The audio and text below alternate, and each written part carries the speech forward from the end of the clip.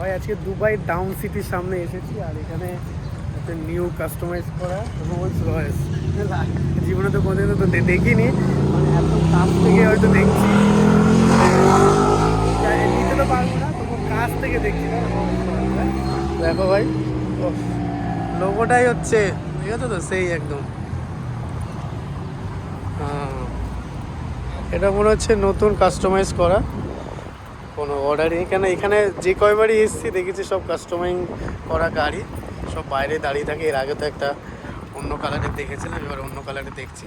এটা হচ্ছে শোরুম এখানে, এটা একদম পুরো দেখছো একদম টাউন সিটির সামনে, একদম দুবাই টাউন সিটি।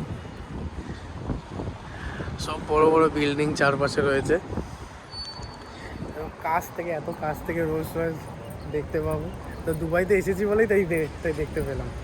আর দেখছো কত সুন্দর ভিউ, পাশে আশেপাশে আশেপাশে ভিউ কিন্তু সেই লেভেলের একদম।